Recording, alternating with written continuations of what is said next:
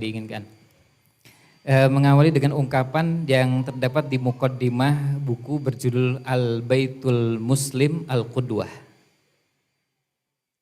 Di muqaddimahnya di paragraf pertama beliau mengatakan bahwa membangun keluarga itu ada 3 unsur. Yang pertama nidhamun ilahi, yang kedua hadyun nabawi, dan yang ketiga sulukun insani. Yang pertama nidhamun ilahi, bahwa keluarga itu adalah aturan ilahi. Sehingga kalau kita mau berpikir untuk mencari cara membangun keluarga tidak dengan aturan ilahi memang nggak bisa. Ketika Allah menyebutkan bahwa pernikahan itu dilakukan dengan berpasangan, ya pasangan itu artinya laki dengan perempuan. Maka kalau ada yang menikah laki dengan laki atau perempuan dengan perempuan, itu berarti keluar dari nizam ilahi. Apalagi kalau mereka sampai memaksakan untuk menghilangkan istilah kepala rumah tangga dengan suami dan istri. Yang ada adalah kepala rumah tangga 1, kepala rumah tangga 2. Jadi supaya tidak jelas jenis kelaminnya. Nah, ini yang dinamakan nizam ilahi. Jadi ini aturan yang pasti memberikan kemaslahatan. Tentu kita tidak perlu membicarakan banyak seperti ini karena bagi kita sudah menjadi sebuah keniscayaan. Jadi tidak perlu berdebat panjang. Dan bagi kita ini sudah fitrah, ya, bahwa keluarga adalah sarana untuk mempertemukan. Lalu yang kedua ada bahwa keluarga adalah hadyun nabawi, tuntunan Nabi Sallallahu Alaihi Wasallam. Sehingga kita bisa temukan dalam berbagai pembahasan yang berhubungan keluarga, dari mulai proses ta'aruf sampai berumah tangga. Sebagian kita membahasakannya mulai dari ta'aruf, kemudian khitbah, akad, walimah, kemudian malam pertama atau siang pertama, pagi pertama, sore pertama juga boleh ya. Jadi karena memang tidak ada keharusan malam ya. Bisa pagi, siang, sore ya.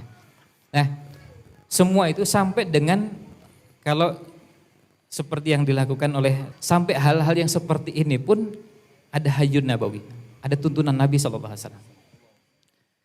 Jadi kita bisa bayangkan dari urusan yang besar sampai yang kecil sekecil-kecilnya. Dan kelebihannya hadyun nabawi, tuntunan Nabi SAW itu dari mulai pembahasan yang besar, dari mulai masuk istana sampai urusan masuk toilet. Ada pembahasannya. Dari persoalan yang membahas tentang berapa jumlah rambut putih yang ada di jenggot dan kepala Nabi SAW. Kemudian keringat yang menetes dari tubuh Nabi SAW ketika tidur. Cuma membahas keringat saja ada bahasan yang dikaji oleh para ulama.